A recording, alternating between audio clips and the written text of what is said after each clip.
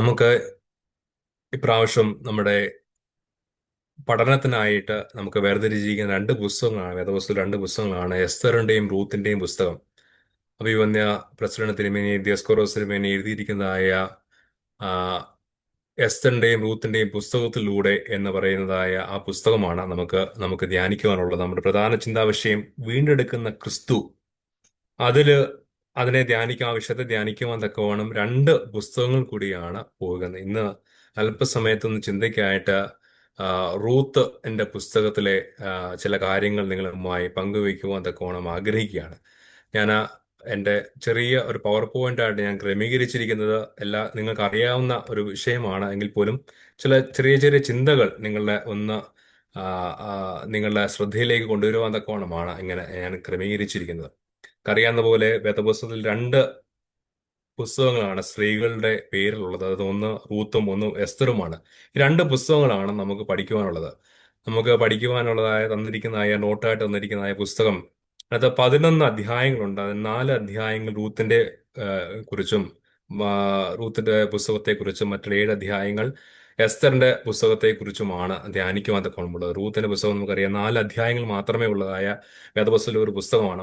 മനോഹരമായ ഒരു കാവ്യം പോലെ, നല്ല ഒരു കഥ പോലെ എഴുതി തന്നിരിക്കുന്നതായ ഒരു പുസ്തകമാണ്. അതിനകത്ത് വിശ്വാസത്തെയും വീണ്ടെടുപ്പിന്റെ ഒരു കഥയും കുറിച്ചൊക്കെ ദൈവത്തിന്റെ കൃപയെ ധ്യാനിക്കുന്ന ഒരു വലിയ വലിയ ഒരു അനുഭവ കഥകളാണ് നമുക്ക് അതിനെ ധ്യാനിക്കുവാൻ തക്കവണ്ണം ഉള്ളത്.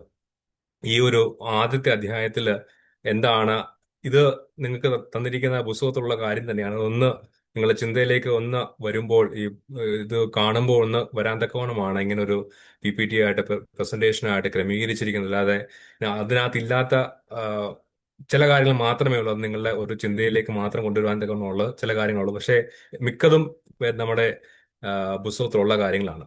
എന്താണ് വേദപുസ്തകം റൂത്ത് ബൈബിളിൽ എവിടൊക്കെ ഉണ്ട് എന്നെ കുറിച്ചാണ് പറഞ്ഞിരിക്കുന്നത്. പിന്നെ ആ, ഈ വീണ്ടെടുപ്പുകാരൻ എന്ന ഒരു കൺസെപ്റ്റ്, ഗോയൽ എന്ന് പറയുന്ന പദത്തെ കുറിച്ച് ഒന്ന് ചിന്തിക്കുവാൻ കോണമുണ്ട്. മൂന്നാമത് ഇതിന്റെ ചരിത്രപരമായ പശ്ചാത്തലവും അതിന്റെ ആരാണ് എഴുതിയത് എന്നെ കുറിച്ചും, പിന്നെ ഈ മോവാബിയരും ഇസ്രായേലും രണ്ട് ആളുകളെ കുറിച്ചാണ് അത് പ്രതിപാദിക്കുന്നത്. അവരുടെ ചരിത്രപരമായ പശ്ചാത്തലവും അതിനെക്കുറിച്ച് ഒന്ന് നമ്മൾ നോക്കുന്നുണ്ട്. പിന്നെ റൂത്തിന്റെ കമ്മിറ്റ്മെന്റ്, പ്രതിബദ്ധതയെ കുറിച്ച് ഒന്ന് നമുക്ക് ധ്യാനിക്കുന്നുണ്ട്. പിന്നീട് നവോമിയുടെ യാത്ര, നവോമിയെ കുറിച്ച് നമുക്കറിയാം. ആ, കയ്പ് മാറ എന്ന് തന്നെ വിളിച്ചാൽ മതി. മുതൽ പ്രത്യാശയിലേക്ക് പോകുന്നതായ ഒരു യാത്രയെക്കുറിച്ചും ഇതിനകത്ത് പ്രതിപാദിക്കുന്നുണ്ട്. ആമുഖമായിട്ട് പറയുമ്പോൾ റൂത്ത് വളരെ മനോഹരമായി ഉൾക്കാഴ്ച നൽകുന്ന അതിഗംഭീരമായ ഗ്രന്ഥങ്ങൾ ഒന്നാണ് വേദപുസ്തകത്തില്. യഹൂദന്മാരുടെ പെരുന്നാളുകൾ പ്രധാനമായും വായിക്കുന്ന ഒരു പുസ്തകങ്ങളാണ്. ഇംഗ്ലണ്ടിലെ മഹാകവിയായ ടെന്നിസൺ റൂത്തിന്റെ പുസ്തകത്തിലെ കുറിച്ച് പറഞ്ഞിരിക്കുന്നത്, ആ, വളരെ കവികൾക്കൊന്നും മെച്ചപ്പെടുത്തുവാൻ തക്കവണ്ണം ഇനി ഒന്നുമില്ലാത്ത വളരെ വളരെ മഹത്തകരമായ ഒരു കവിതയാണ് റൂത്തിന്റെ പുസ്തകം എന്നാണ് അതിനകത്ത് എഴുതിയിരിക്കുന്നത്. വളരെ സുന്ദരമായ ചില പദാർത്ഥങ്ങളൊക്കെ ഉപയോഗിച്ച് ചില ആഴമായ വികാരങ്ങളൊക്കെ, മതവിശ്വാസങ്ങളൊക്കെ ആകർഷമായ വിധത്തിൽ ഈ പുസ്തകത്തെ ചിത്രീകരിച്ചിരിക്കുന്നു. അതുകൊണ്ട് ആ, വളരെ പ്രധാനമായ ചില സത്യങ്ങളെയൊക്കെ കുടുംബ പശ്ചാത്തലത്തിൽ തികച്ചും മാനുഷികമായ അവസരത്തിലൊക്കെ നമ്മൾ വരച്ചു കാണിക്കുന്ന ഒരു പുസ്തകമാണ് ഈ റൂത്തിന്റെ പുസ്തകം. അതായത് പ്രധാന കഥാപാത്രങ്ങളെ കുറിച്ച് നമുക്കറിയാം. എലീമേലെക്കും നവോമിയുമാണ് അന്നത്തെ മാതാപിതാക്കളായിട്ട് വരുന്നത്. അവർ ബെത്ലഹേമിൽ ആ, ആ, ഉള്ള ആളുകളായിരുന്നു, ഇസ്രായേലരായിരുന്നു. അവർക്ക് രണ്ട് മക്കൾ, മഹ്ലോനും കിലിയോനും എന്ന് പറയുന്ന രണ്ട് മക്കൾ. ആ, അവര് പിന്നീട് ഇസ്രായേലിൽ ക്ഷാമം ഉണ്ടായപ്പോൾ എലിമേലെക്കും നവോമിയും മോവാബിലേക്ക് പോകുന്നു. സത്യത്തിൽ മോവാബിലേക്ക് പോകാൻ തക്കവണ്ണം ആ, ഒരു ഇസ്രായേലിൽ നിന്നും അനുവാദമില്ല. കാരണം അത്രയ്ക്ക് നികൃഷ്ടരായി കണ്ടിരുന്ന ഒരു കൂട്ടരായിരുന്നു മോവാബിയർ എന്ന് പറയുന്ന ആളുകൾ. അവിടേക്ക് വളരെ ആ, പ്രയാസകരമായ അനുഭവത്തിലാണ് ഇവർ അങ്ങോട്ട് പോകുന്നത്. എലിമേലെക്കും നവോമിയും അവിടെ പോകുന്നത്. അവിടെ വെച്ച് മഹ്ലോൻ റൂത്തിനെ വിവാഹം കഴിക്കുന്നു. പിന്നീട് കില്യോൺ എന്ന സന്തതി ഓർബ എന്ന് പറയുന്നത് മോവാബിയ സ്ത്രീയെ വിവാഹം കഴിക്കുന്നു. ഇത് മോവാബിൽ വെച്ചാണ് ഉണ്ടാകുന്നത്. 10 വർഷത്തിന് ശേഷം എലീമേലെക്ക് മഹലോനും കിലിയോനും ആണുങ്ങൾ മൂന്ന് മൂന്ന് പേരും അവിടേക്ക് മരണപ്പെടുകയാണ്. പിന്നീട് തിരിച്ച് ആ, നവോമിയും റൂത്തും ഓർപ്പ അവരെ വിട്ടു പോവുകയാണ്. നവോമി റൂത്ത് തിരിച്ച് ബേത്ലഹീമിലേക്ക്, ഇസ്രായേലിലേക്ക് തിരിച്ചു വരുന്നു. അവിടെ വെച്ച് ബോവാസ് എന്ന് പറയുന്ന കഥാപാത്രത്തെ കാണുന്നു. ആ ഒരു കഥയാണ്, ആ ആ ഒരു കഥകളാണ്, ചില കാര്യങ്ങളാണ്, ഒരു കുടുംബത്തിൽ നടക്കുന്ന അനുഭവങ്ങളാണ് ഈ പുസ്തകത്തിലൊക്കെ നമുക്ക് കാണുവാൻ തക്കണം സാധിക്കുന്നത്. ഈ പേരിന് അർത്ഥം പല സമയത്തും ഇതിനെക്കുറിച്ച് പറയുന്നുണ്ട്. എലിമെലക്ക് എന്നാൽ ദൈവം എന്റെ എന്റെ ശക്തി എന്നുള്ളതാണ്, എന്റെ രാജാവ് എന്നുള്ളതാണ് എലിമെലക്ക് എന്ന വാക്കിന്റെ അർത്ഥം. മഹ്ളോനും കില്യോനും അത് രണ്ടും വളരെ ബലഹീനമായ അർത്ഥം വരുന്ന പേരുകളാണ്. ഒന്നാമത് മഹ്ളോന്റെ അർത്ഥം ബലഹീനത, ബലഹീനൻ എന്നാണ്. കില്യോൻ എന്നാൽ തളർച്ച എന്ന വരുന്ന അർത്ഥമാണ്. ഓർപ്പ എന്ന് പറയുന്ന ആ, മകളുടെ പേര് തിരിഞ്ഞു പോയവൾ എന്നാണ്. റൂത്ത് കൂട്ടുകാരി. ബോവസ് ആ, എന്ന പദത്തിന് അർത്ഥം അവനിലാണ് ശക്തി എന്ന ഉള്ള പദമാണ്, അർത്ഥമാണ്. നവോമി എന്ന് പറയുന്ന പ്ലസന്റ് എന്ന് പറയുന്ന ഒരു പേര് എന്ന അർത്ഥമാണ്. പക്ഷെ എങ്കിൽ അവിടെ സ്വയം അവിടെ വിളിക്കുന്നത്, അവിടെ തിരിച്ച് ബത്ലഹേമിലേക്ക് പോകുമ്പോൾ ചർച്ചക്കാരൊക്കെ ഓടി വരും, നീ നവോമിയല്ലേ, ആ, നീ എന്ന് പറയുമ്പോൾ, നീ ഞങ്ങളെ എന്തുകൊണ്ട് എന്നെ വിളിക്കുന്നു, എന്നെ മാറ എന്ന് വിളിച്ചാൽ മതി, കാരണം ഞാൻ വളരെ ബലഹീനമായ അല്ലെങ്കിൽ കൈപ്പേറിയ അനുഭവത്തിലാണ് വന്നിരിക്കുന്നത്. ആ കൈപ്പേറിയ അനുഭവത്തിൽ നിന്നും പ്രത്യാശയിലേക്ക് പോകുന്ന അനുഭവത്തിന്റെ കഥകളാണ് നമുക്ക് കാണുവാൻ തക്കണം സാധിക്കുന്നത്. വേദപുസ്തകത്തിൽ ഈ റൂത്തിന്റെ പേര്, റൂത്തിന്റെ പുസ്തകത്തിന് ശേഷം നമുക്ക് കാണുവാൻ തക്കം സാധിക്കുന്നു. പുതിയ നിയമത്തിൽ മത്തായി എഴുതിയ സുവിശേഷം 1-ാം അധ്യായം 5-ാം വാക്യത്തിൽ കർത്താവിന്റെ വംശാവലി പറയുമ്പോൾ റൂത്തിന്റെ പേര് അവിടെ പരാമർശിക്കുന്നുണ്ട്. ദാവീദ് രാജാവിന്റെ മുതുമുത്തശ്ശിയാണ് ഈ റൂത്ത് എന്ന് പറയുന്നതായ ഈ വനിത. ഇത് മശീഹയുടെ വംശത്തെ, ആ വംശാവലിയിൽ എടുത്തു കാണിക്കുന്ന ചില സ്ത്രീകളുടെ ഏറ്റവും ഒരു പ്രത്യേകമായ ഒരു സ്ത്രീ രത്നമാണ് റൂത്ത്. ഈ റൂത്ത് എന്റെ പുസ്തകം നമുക്കറിയാം, വിഷയം എന്ന് പറയുന്നത് റിഡീമിംഗ് ക്രൈസ്റ്റ് എന്നുള്ളതാണ്. ഈ വീണ്ടെടുപ്പുകാരനായ ക്രിസ്തുവിനെ എന്താണ് റൂത്തിൽ പുസ്തകത്തിൽ കാണിക്കുന്നതിനെ കുറിച്ചാണ് നമ്മൾ ധ്യാനിക്കുന്നത്. പക്ഷെ ഇത് പ്രത്യേകമായി എടുത്തു കാണിക്കുന്നുണ്ട്. വീണ്ടെടുപ്പുകാരനായ ക്രിസ്തുവിന്റെ ആ റോള് റൂത്തിന്റെ പുസ്തകത്തിൽ കൂടി എടുത്തു കാണിക്കുന്നതുകൊണ്ടാണ് ഈ പുസ്തകം തിരഞ്ഞെടുത്തിരിക്കുന്നത്. അതുകൊണ്ടാണ് ഈ ഒരു പദം ആദ്യം നിങ്ങളെ ആ, ഒന്ന് ഇൻട്രൊഡ്യൂസ് ചെയ്യാൻ തക്കവണ്ണം ആഗ്രഹിക്കുന്നത്. ഗോയൽ എന്ന ഒരു ഹീബ്രു പദത്തിൽ നിന്നാണ് വീണ്ടെടുപ്പുകാരൻ, ബന്ധു അല്ലെങ്കിൽ പ്രതികാരകൻ എന്നൊക്കെ അർത്ഥം വരുന്നതായ ഈ പദം ഉപയോഗിച്ചിരിക്കുന്നത്. റൂത്തിന്റെ പുസ്തകത്തിൽ ഇത് വീണ്ടെടുപ്പുകാരൻ എന്ന വിവർത്തനം ചെയ്യപ്പെടുകയാണ്. എന്നാൽ ആ, ആ, ബോവസ് എന്ന വ്യക്തിയെയാണ് ഈ ഗോയൽ എന്ന വീണ്ടെടുപ്പുകാരൻ എന്ന പദത്തിൽ കൊണ്ട് സൂചിപ്പിച്ചിരിക്കുന്നത്. അദ്ദേഹം വളരെ ധനവാനായ ഒരു വ്യക്തിയാണ്. നേരത്തെ സൂചിപ്പിച്ചതുപോലെ അവനിലാണ് ശക്തി എന്ന് പറയുന്ന അർത്ഥം വരുന്ന ബോവസ് ഒരു ക്രിസ്തുവിന്റെ ഒരു മുൻകുറിയായിട്ട് കാണുവാൻ തക്കവണ്ണം സാധിക്കുന്ന ഒരു വ്യക്തിയാണ്. എന്താണ് ഗോയലിനെ കുറിച്ച് പഴയ നിയമം പറയുന്നത് എന്നത് കൂടി ഒന്ന് ധ്യാനിക്കുമ്പോൾ നമുക്ക് ചില കാര്യങ്ങൾ മനസ്സിലാക്കുവാൻ തക്കവണ്ണം സാധിക്കും. ഗോയല്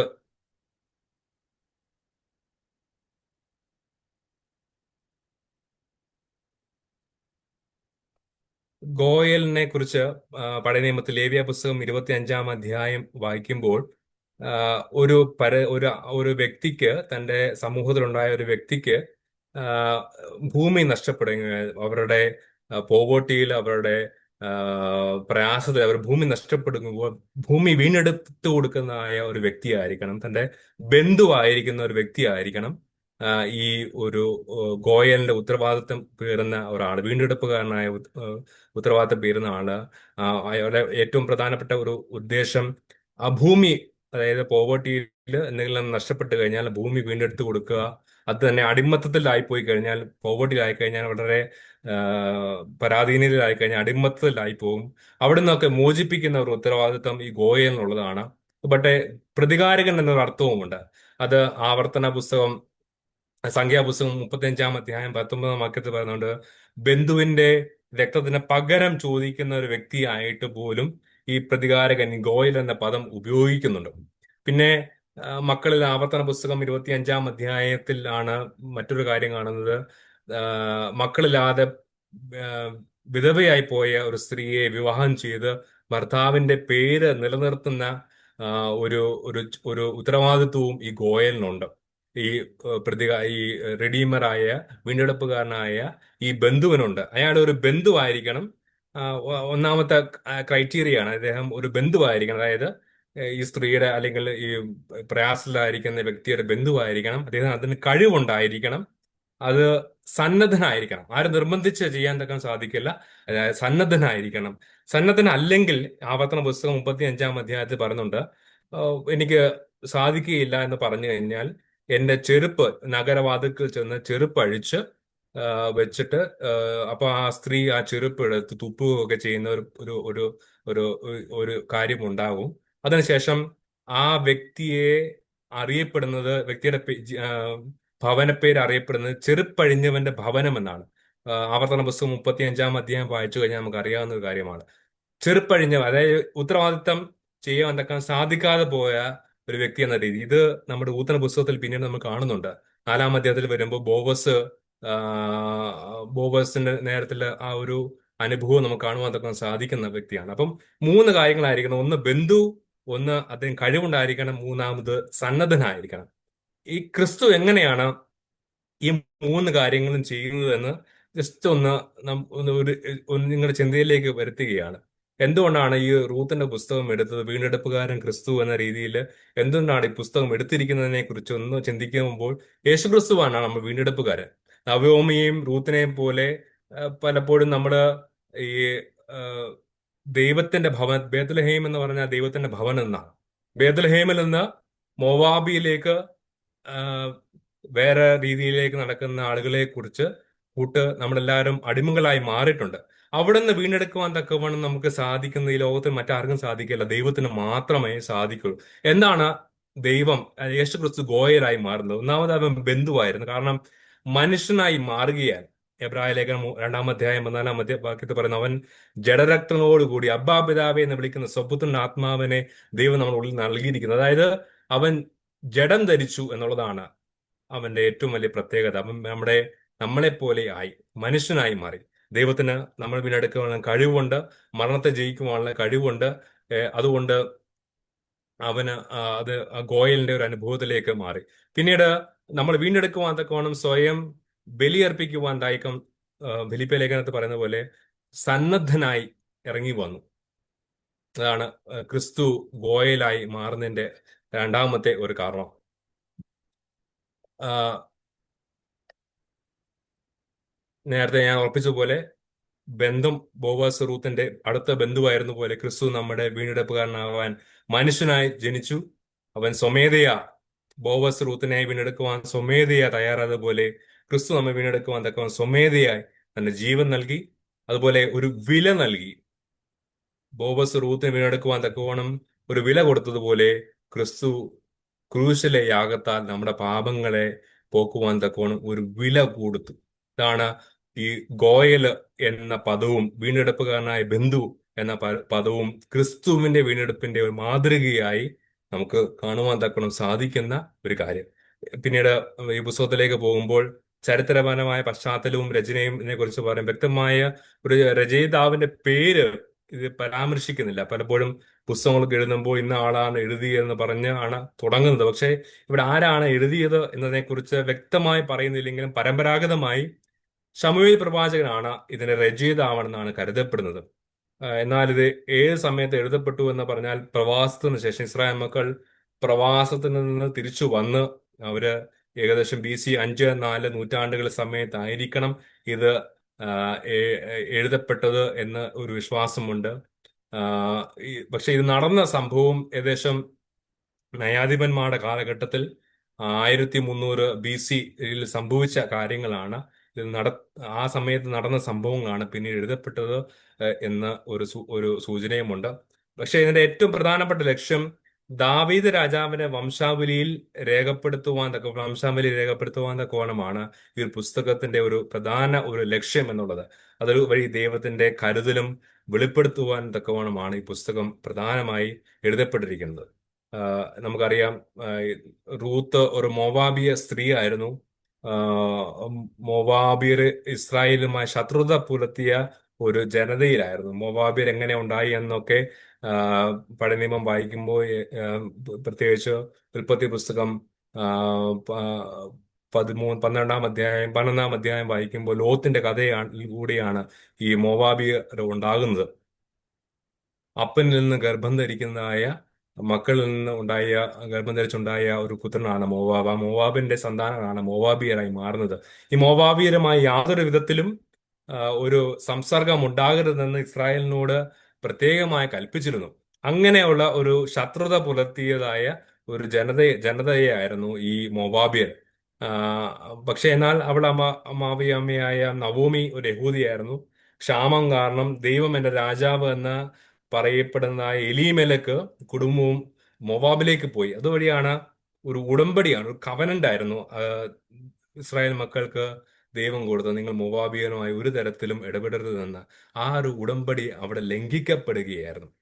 ആ, എന്നാൽ റൂത്തിന്റെ ആ, അവിടെ വെച്ച് അവർക്ക് ഒരു വലിയ പ്രയാസം നേരിടുന്നു.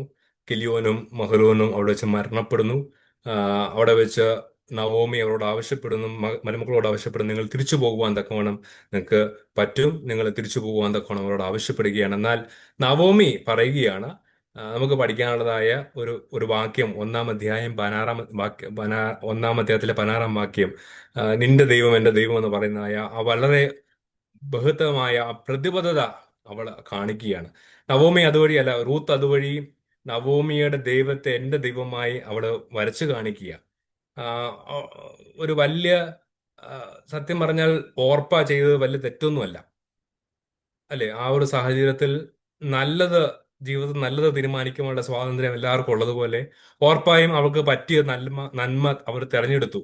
അത് മാത്രമല്ല, നവോമി അവളോട് നിർദ്ദേശിച്ചു, നിങ്ങൾക്ക് തിരിച്ചു പോകാം, ഞാൻ എൻ്റെ ദേശത്തിലേക്ക് പോകുന്നു, നിങ്ങൾക്ക് മൊവാബിലേക്ക് തിരിച്ചുപോയി, മൊവാബിലാണല്ലോ അവരുള്ളത്, മൊവാബിലേക്ക് തിരിച്ചുപോയി നിങ്ങൾക്ക് നിങ്ങളുടെ ജീവിതം പുനരാരംഭിക്കുവാൻ തക്കവണ്ണം സാധ്യതയുണ്ട് എന്ന് പറയുമ്പോൾ ഓർപ്പ തിരിച്ചു പോവുകയാണ്. എന്നാൽ നവോമി അവിടെ രണ്ട് കാര്യങ്ങൾ അവള് അവള് മാറ്റിവെക്കുകയാണ്. ഒന്ന്, ഒരു സേഫ് സോൺ അവള് നഷ്ടപ്പെടുത്തുകയാണ്. മൊബാബ് എന്ന് പറയുന്ന താൻ വളർന്ന ദേശം, അവിടെ നിന്നൊക്കെ മാറി എന്റെ അമ്മാവിയമ്മയുടെ ദൈവമാണ് എന്റെ ദൈവം, സ്വന്തം ദൈവങ്ങളെയും ദേശത്തെയും ഒക്കെ വിട്ടിട്ട് റിസ്ക് എടുക്കുവാൻ തക്കവണ്ണം ഒരു വലിയ ഒരു സ്റ്റെപ്പ് എടുക്കുകയാണ് റൂത്ത് ഇവിടെ ചെയ്യുന്നത്. ഒരു വിശ്വാസത്തിന്റെ ഒരു വലിയ ഒരു എടുത്തുചാട്ടം എന്ന് തന്നെ പറയാം. വിശ്വാസത്തിൽ അവൾ മുമ്പോട്ട് പോവുകയാണ്. രണ്ടാമത്, ഈ അന്യദേശത്ത് കബളക്കപ്പെടുക എന്നുള്ളത് എല്ലാവരെയും സംബന്ധിച്ച് വലിയൊരു ഭയമാണ്. പിതാക്കന്മാരോട് ചേരുക എന്ന് പറയുന്ന ഒരു പദമാണ് നമ്മുടെ മരണമായിട്ടൊക്കെ ബന്ധപ്പെട്ട് ഉപയോഗിക്കുന്നത്. പിതാക്കന്മാരോട് ചേരുക എന്നാണ്. ആ ഒരു കാര്യം പോലും നവോമി, റൂത്ത് അത് മറികടക്കുകയാണ്. ഇനി എന്നെ വിവാഹത്തിൽ കൂടി ഞാൻ ഏതൊരു കുടുംബത്തോട് ചേർന്നു, ആ കുടുംബത്തിന്റെ ദൈവമാണ് എന്റെ ദൈവം. ആ ഒരു ബന്ധത്തിൽ ആ നവോമിയുടെ വിശ്വാസവും തീക്ഷ്ണതയും കണ്ട് അമ്മയോട് മുറുകെ പിടിക്കുന്നതായ ഒരു അനുഭവം, ആ ഒരു ആ ഒരു വിശ്വാസമാണ് ഇവരുടെ ജീവിതത്തിലെ വലിയൊരു മാറ്റത്തിന് മുൻകുറിയായി മാറുന്നത്. യേശു തമ്പുരാന്റെ വംശാവലിയിൽ പോലും റൂത്തിനെ അംഗമാക്കുന്ന ഒരു കാര്യമായി ഇത് മാറുകയാണ്. എല്ലാവിധമായ ഈ സാംസ്കാരികമായ ഭയങ്ങളെയൊക്കെ ദൈവത്തിന്റെ വലിയ അത്ഭുതങ്ങളെയൊക്കെ വഴി അവർക്ക് മറികടക്കുവാൻ തക്കവണ്ണം അവർക്ക് സാധിക്കുകയാണ്. നവോമിയുടെ യാത്ര, നവോമി അതിനുശേഷം ആ, റൂത്തുമായിട്ട് തിരിച്ച് ബethlehem-ലേക്ക് വരുന്നു. ബethlehem-ലേക്ക് വരുമ്പോൾ നമുക്ക് നേരത്തെ ഞാൻ ഉറപ്പിച്ച പോലെ നവോമി എന്ന വാക്കിന്റെ അർത്ഥം സന്തോഷം എന്നാണ്. അവൾക്ക് നഷ്ടങ്ങൾ ഉണ്ടായിട്ട് നവോമി അവിടെ വെച്ച് പറയുകയാണ്, എന്നെ നീ നവോമി എന്ന് വിളിക്കേണ്ട, മാറ എന്ന് വിളിച്ചാൽ മതി. കയ്പ്, ദൈവത്തിൽ കയ്പാണ് സംഭവിച്ചത്, കയ്പ് എന്ന് വിളിച്ചാൽ മതി എന്ന്. പക്ഷേ നവോമിയുടെ ജീവിതത്തിൽ ഒരു പ്രത്യാശ ഉണ്ടായിരുന്നു. നമ്മുടെ ജീവിതത്തിൽ ഒരു പ്രത്യാശ അനുഭവം എന്നുമുണ്ട്. ഈ സാധാരണ മനുഷ്യർക്ക് ഉണ്ടാകുന്ന ഒരു വലിയ അനുഭവം ഒരു പ്രയാസമാണ്. എന്തെങ്കിലും പ്രയാസം ഉണ്ടായി കഴിഞ്ഞാൽ അത് തന്നെ നിൽക്കുവാൻ തക്കവണ്ണമുള്ള ഒരു ഒരു പ്രശ്നം. പക്ഷേ അവിടുന്ന് പ്രത്യാശയിലേക്ക് പോകാനുള്ള ഒരു സാധ്യത ദൈവത്തിൽ ആശ്രയിക്കുമ്പോൾ ഉണ്ടാകും. ഒരു കാത്തി അതുകൊണ്ടാണ് തിരിച്ച് ബേത്ലഹേമിലേക്ക് വരുമ്പോൾ അവിടെ ഒരു യവ ആ, യവത്തപ്പത്തിന്റെ കൊയ്ത്തിന്റെ ആരംഭമായും ആ 1-ാം അധ്യായത്തിന് അവസാനം രേഖപ്പെടുത്തുന്നു. അതൊരു വലിയൊരു തുടക്കത്തിന്റെ അനുഗ്രഹത്തിന്റെ പ്രതീകമായിട്ട് കാണുവാൻ തക്കവണ്ണം സാധിക്കുന്ന ഒരു കാര്യമാണ്. ഈ 1-ാമത്തെ അധ്യായത്തിലെ ചില കാര്യങ്ങളാണ് അവസാനം ഒന്ന് സൂചിപ്പിക്കുന്നത്. റൂത്ത് വിശ്വാസം, വിശ്വസ്തത, ദൈവിക വീണ്ടെടുപ്പ് എന്നിവിടെ ഒരു വലിയ അനുഗ്രഹത്തിന്റെ ഒരു കഥയാണ്. ഒരു ദൈനംദിന മാനുഷിക അനുഭവങ്ങളെ ദൈവത്തിന്റെ രക്ഷാപദ്ധതിയുമായി ബന്ധിപ്പിക്കുന്നു. പിന്നെ വീണ്ടെടുപ്പുകാരനായ ബോവസ് ക്രിസ്തുവിന്റെ തികഞ്ഞ വീണ്ടെടുപ്പിലേക്ക് നമ്മെ ചൂണ്ടിക്കാണിക്കുന്നു. റൂത്തിന്റെ പ്രഖ്യാപനവും നവോമിയുടെ പ്രത്യാശയും പ്രതികൂല സാഹചര്യങ്ങൾ അചഞ്ചലമായ വിശ്വാസവും നമ്മളെ പ്രോത്സാഹിപ്പിക്കുന്ന കാര്യങ്ങളാണ് നമ്മൾ ഒന്ന് കണ്ടത്. രണ്ടാമത്തെ ചാപ്റ്ററും കൂടി ഒന്ന് പെട്ടെന്ന് നോക്കിയ ശേഷം നമുക്ക് ഈ ദിവസം ഒന്ന് അവസാനിപ്പിക്കാം. ആ, രണ്ടാമത്തെ ചാപ്റ്ററിലാണ്, അധ്യായത്തിലാണ് ബോവസിനെ നമുക്ക് കാണുവാൻ സാധിക്കും. ബോവസിന്റെ പേരിന്റെ അർത്ഥം ശക്തി, അവനിലാണ് ശക്തി എന്നുള്ളതാണ്. രണ്ട് ആ, ന്യായാധിപന്മാരുടെ പേരുമായിട്ട് സാമ്യമുള്ള ഒരു പേരാണ് ഈ ബോവസിന്റെ പേര്, ഗിദിയോനും ഇഫ്താഹും. ന്യായാധിപന്മാരുടെ പുസ്തകം 6-ാം അധ്യായത്തിലും അതുപോലെ തന്നെ 11-ാം അധ്യായം 1-ാം വാക്യത്തിലുമൊക്കെ ഈ ഒരു പേരിന്റെ അർത്ഥത്തെക്കുറിച്ച് കാണുവാൻ തക്കവണ്ണം സാധിക്കുന്ന ഒരു കാര്യമാണ്. ഇത് ശലോമോന്റെ ദേവാലയത്തിൽ ഇടതു തൂണിന് ബോവാസ് എന്നാണ് പേരിട്ടിരിക്കുന്നത്. അതായത് അത് ഒരു ഒരു സംരക്ഷണത്തിന്റെയും ശക്തിയുടെയും അടയാളമായി കാണുവാൻ തക്കവണ്ണം സാധിക്കുന്ന ഒരു പേരാണ് ഇത്. അഭിമന്യ തിരുമേനി പുസ്തകത്തിൽ പ്രത്യേകമായി രേഖപ്പെടുത്തിയിരിക്കുന്നത് കൊണ്ട് ബോവാസിനെ എന്റെ പേരുമായി സാമ്യമുള്ള രണ്ട് ന്യായാധിപന്മാർ ആരും ചോദിച്ചു കഴിഞ്ഞാൽ ഗിദിയോനും ജിഫ്താഹും എന്ന് പറഞ്ഞ പേര് നമുക്ക് പേര് നൽകാം. ഇപ്പൊ അതുപോലെ തന്നെ ബോവാസിനെ എവിടെയാണ് ചോദ്യങ്ങൾക്ക് വരാൻ സാധ്യതയുള്ളത്? ബോവാസിനെ ശലോമോന്റെ ദേവാലയത്തിൽ എന്തായിട്ടാണ് എവിടെയാണ് പേര് നൽകിയിരിക്കുന്നത് പറഞ്ഞു കഴിഞ്ഞാൽ ഇടത്തെ തൂണിന് ആ പേരാണ് നൽകിയിരിക്കുന്നത് എന്ന് നമുക്ക് പറയാൻ തക്കണം സാധിക്കും. അതുപോലെ തന്നെ ബോവസ് ക്രിസ്തുവിന് ഒരു മുൻകുറിയായിട്ട് കാണുവാൻ തക്കണം സാധിക്കുന്ന ഒരു പ്രതീകമാണ് എന്നുള്ളത്.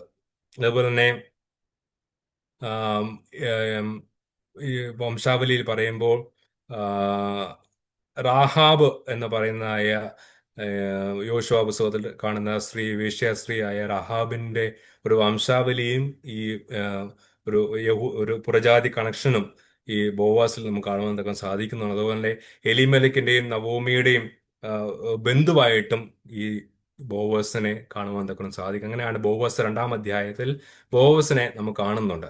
അതുപോലെ തന്നെ ബോവസിന്റെ ഒരു അവരുടെ ബദലഹേമിൽ എത്തിക്കഴിഞ്ഞപ്പോൾ റൂത്ത് തീരുമാനിക്കുകയാണ്, ഞാൻ വീണ്ടെടുപ്പിന്റെ ആദ്യ പടിയായിട്ട് റൂത്തിന്റെയാണ് ഒരു മുൻകൈ ഉണ്ടാകുന്നത്. അവിടെ കൊയ്ത്ത് കാലത്ത് ബോവസിന്റെ വയൽ കതിരുകൾ പെറുക്കുവാൻ തക്കവണ്ണം മുൻകൈ എടുക്കുന്നത് റൂത്താണ്. അത് നവോമി ആയിരുന്നില്ല, റൂത്താണ് മുൻകൈ എടുക്കുന്നത് എന്ന് കാണുക. ഇത് കാണിക്കുന്നത് അഭിമന്യ തിരുമേനി പറയുന്നത് രക്ഷ യഹൂദന്മാരിലൂടെയാണെങ്കിലും പുറജാതിയാണ് അത് അനുഭവിക്കുന്നത് എന്നാണ്. നവോമി കാരണമാണ് റൂത്ത് അവിടെ വന്നത് എങ്കിൽ പോലും റൂത്താണ് അതിന് ആദ്യത്തെ സ്റ്റെപ്പ് എടുക്കുന്നത്. റൂത്തിന് പരിമിതമായ അറിവ് ഉണ്ടായിരുന്നുള്ളൂ, പക്ഷേ ആത്മീയമായി വളരുവാൻ അവൾക്ക് ശക്തമായ ആഗ്രഹമുണ്ടായിരുന്നു എന്നൊരു സൂചനയാണ് ഇവിടെ നമുക്ക് ലഭിക്കുന്നത്. നമ്മുടെ ആത്മീയ വളർച്ചയ്ക്കും വ്യക്തിപരമായ ഒരു മുൻകൈ എപ്പോഴും നമ്മൾ എടുക്കേണ്ടത്. നമ്മളൊക്കെ ദൈവത്തിന്റെ ഒരു ഫ്രീ വില്ല് നമുക്കുണ്ട്. ദൈവത്തിന്റെ കയ്യിലെ കളിപ്പാവകളല്ല നമുക്ക്. അവർ ഡെസ്റ്റിനിക്ക് അനുസരിച്ച് സഞ്ചരിക്കുന്നവരല്ല. അതായത് നമ്മളെക്കുറിച്ച് നേരത്തെ എഴുതിയിട്ടുണ്ടെങ്കിൽ പോലും ദൈവം നമുക്ക് ഒത്തിരി ഒത്തിരി ചാൻസസും പോസിബിലിറ്റീസും ഒക്കെ നൽകുന്നുണ്ട്. ആ ഒരു പോസിബിലിറ്റിയിൽ നിന്ന് ദൈവിക അനുഗ്രഹം പ്രാപിക്കുവാൻ തക്കവണ്ണം ഉള്ളതായ ഒരു മുൻകൈ എപ്പോഴും നമുക്ക് എടുക്കണം. അതാണ് ഈ റൂത്തിന്റെ പുസ്തകവും നമുക്ക് കാണിച്ചു തരുന്നത്. ഈ റൂത്തിന്റെ മനോഭാവങ്ങൾ, ത്യാഗപരമായ മനോഭാവങ്ങൾ കാണുവാൻ തക്കവണ്ണം സാധിക്കുന്നത് മോവാബ് വിട്ട് ദൈവത്തിൽ വിശ്വസിക്കുവാൻ, നവോമിയുടെ ദൈവത്തിൽ വിശ്വസിക്കുവാൻ തക്കവണ്ണം സ്വയം നവോമിയുടെ ദൈവത്തിൽ വിശ്വാസമായ സ്വയം താതാത്മ്യം പ്രാപിക്കുവാൻ തക്കവണ്ണം അവൾക്ക് സാധിച്ചു. അതുപോലെ തന്നെ അവളുടെ ഹൃദയത്തിലെ തീക്ഷ്ണത അവളുടെ അനുഗ്രഹത്തിലേക്കും വളർച്ചയ്ക്കും ഒക്കെ സാധിച്ചു. അതപ്പോൾ അവൾക്കൊരു ബോധ്യം ഉണ്ടായിരുന്നു, താൻ ഒരു വിദേശിയാണ്, ഈ ബോവസ് എന്ന് പറയുന്ന ആ വ്യക്തിയുടെ ദയയ്ക്ക് താൻ അയോഗ്യയാണെന്ന് റൂത്തിന് വളരെ അറിയാമായിരുന്നു. എങ്കിൽ പോലും അവൾ പിന്മാറിയില്ല. അതിന് സൂചകമായിട്ട് വിമല തിരുമേനിയുടെ പുസ്തകത്തിൽ മത്തായി സുവിശേഷം 15-ാം അധ്യായം 21-ാം വാക്യത്തിലെ കനാന്യക്കാരിയ സ്ത്രീയുടെ വിശ്വാസത്തെ കുറിച്ച് അവിടെ പറയുന്നുണ്ട്.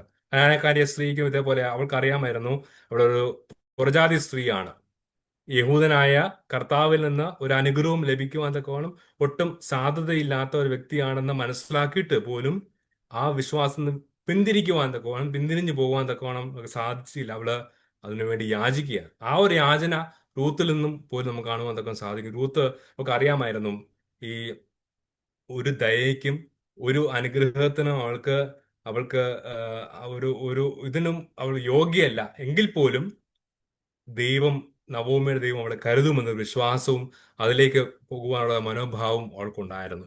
അതാണ് ആ, അവളെ അടുത്ത ഒരു ഒരു വലിയ ഒരു പ്രതീക്ഷയിലേക്ക്, ഒരു പ്രതിഫലവുമായിട്ട് ആ, അവൾക്ക് മുമ്പോട്ട് പോകാൻ കൊണ്ട് സാധിക്കുന്നത്. ആ, റൂത്തിന് ഒരു വലിയ ഒരു ബഹുമാനം ഒരു ആ, ബഹുമാനവും പ്രതിഫലവും ലഭിക്കുകയാണ്. ബോവസ് അവിടെ റൂത്തിന് തന്നോട് ഭക്ഷണം കഴിക്കുവാൻ തക്കവണ്ണം ക്ഷണിക്കുന്നു. അപ്പം ചാറിൽ മുക്കി കഴിക്കുവാൻ ഒരു അനുവാദം കൊടുക്കുക. ഒരിക്കലും ആ, അങ്ങനെ ഒരു വിദേശിയായ ഈ കാള പെറുക്കുന്ന ഈ ഈ കാള പെറുക്കുന്ന നമുക്കറിയാം, ഈ കൊയ്ത്ത് കാലത്ത് എല്ലാവരും കൊയ്ത് കൊയ്ത് കൊയ്ത് മുമ്പോട്ട് പോകും. പക്ഷെ ചില കാര്യങ്ങൾ അറിയാതെ അങ്ങ് വിട്ടുപോകും. പഴയ നിയമത്തിൽ പ്രത്യേകമായി പറയുന്നുണ്ട്, വിട്ടുപോകുന്ന കാര്യങ്ങൾ വീണ്ടും ചെന്ന് അത് പറിക്കുവാൻ തക്കവണ്ണം, അത് വെട്ടുവാൻ തക്കവണ്ണം അനുവാദമില്ല. അത് പോയത് മുമ്പോട്ട് തന്നെ നിങ്ങൾ പോകണം, ഒരിക്കലും പുറകോട്ട് പോകരുത്. പുറകിലുള്ളത് വിധവകൾക്കും അനാഥകൾക്കും വേണ്ടി അവർ പെറുക്കുവാൻ തക്കവണ്ണം അവർക്ക് വിട്ടേച്ചു പോകണം എന്നുള്ള പ്രത്യേകമായ ഒരു കൽപ്പന യഹൂദന്മാർക്കുണ്ടായിരുന്നു. അതുകൊണ്ട് അങ്ങനെ വിട്ടുപോകുന്ന ചില കാര്യങ്ങൾ പെറുക്കിയെടുക്കുവാനാണ് റൂത്ത് ആ ആ ഒരു സ്ഥലത്തേക്ക് വന്നത്. കാരണം അവർക്കൊന്നുമില്ലായിരുന്നു. ആ, അവിടെ വളരെ പാവപ്പെട്ടവരായ ആളുകളായിരുന്നു. ആ അങ്ങനെ അത് പെറുക്കുവാൻ തക്കുവാൻ വന്ന റൂത്തിന് തന്നോടൊപ്പം ഭക്ഷണം കഴിക്കുവാൻ തക്കവണ്ണം ഈ ബോവസ് ക്ഷണിക്കുകയാണ്. ഇത് സമർപ്പണത്തിന് ലഭിക്കുന്ന വലിയൊരു പ്രതിഫലമാണ്. പിന്നീട് റൂത്ത് ആരാണെന്ന് മനസ്സിലാക്കി കഴിയുമ്പോൾ ബോവസ് തന്നെ അവരോട് പറയുകയാണ്, നിങ്ങൾ ആ, ആ, ഈ ജോലിക്കാരോട് പറയുകയാണ്, അവള് ഈ കറ്റ വെട്ടുന്ന ഇടയിൽ നിന്ന് പെറുക്കട്ടെ, അവളെ വഴക്ക് പറയരുത്, അവൾക്ക് വേണ്ടി കുറച്ച് ധാന്യം മനഃപൂർവ്വം താഴെ ഇട്ടാലും കുഴപ്പമില്ല എന്ന് പറഞ്ഞ് ഒരു കരുണയുടെയും കരുതലിന്റെയും ഒക്കെ ഒരു വലിയ ഒരു ഒരു ഒരു സ്നേഹത്തിന്റെ ഒരു പ്രതിഫലനം അവിടെ കാണുവാൻ തക്കാൻ സാധിക്കുന്നു. റൂത്തിന് ലഭിച്ച വലിയ ഒരു ബഹുമാനം. അതോടൊപ്പം തന്നെയാണ് നേരത്തെ സൂചിപ്പിച്ച പോലെ അവിടെ ഭക്ഷണം കഴിക്കുവാൻ തക്കോണം, ചാറിൽ മുക്കി കഴിക്കുവാൻ തക്കോണമുള്ളതായ ഒരു ഒരു ഒരു ക്ഷണവും അവർക്ക് ലഭിക്കുകയാണ്. ദൈവശാസ്ത്രജ്ഞന്മാർ ഇതിനെ വിശുദ്ധ കുർബാനയുമായിട്ടും ഒക്കെ ബന്ധപ്പെടുത്തി ചിന്തിക്കുന്നുണ്ട്. നമുക്ക് ലഭിച്ചിരിക്കുന്നതായ ഒരു വലിയ അനുഗ്രഹമാണ് വിശുദ്ധ കുർബാനയിൽ സംബന്ധിക്കുവാൻ തക്കമുള്ളതായ അനുഗ്രഹം. എത്രയോ ആളുകൾക്ക് അല്ലെങ്കിൽ പുറജാതികൾക്ക് കിട്ടാത്തതായ ഒരു അനുഗ്രഹമാണ്. നമുക്ക് ഒരു അംഗീകാരം എന്ന രീതിയിൽ ദൈവത്തിന്റെ വിശുദ്ധ ശരീരങ്ങൾ അനുഭവിക്കുവാനുള്ളതായ ഒരു ഒരു ഒരു ഒരു പ്രതിഫലം. ആ പ്രതിഫലത്തിന്റെ ഒരു സൂചകമായിട്ടാണ് ഇവിടെ പറയുന്നത്, അവർ തന്നോടൊപ്പം ചാറിൽ അപ്പം മുക്കി കഴിക്കുവാൻ, അപ്പം കഴിക്കുവാനുള്ള ഒരു ഒരു അനുഗ്രഹം അവർക്ക് ലഭിക്കുന്നത്.